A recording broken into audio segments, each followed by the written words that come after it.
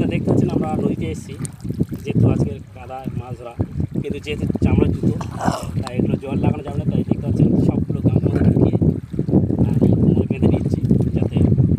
করাও হবে এবং জুতোগুলো সেফটি জায়গায় থাকবে, সেই চিন্তা ভাবনা করে জুতোগুলো নেব।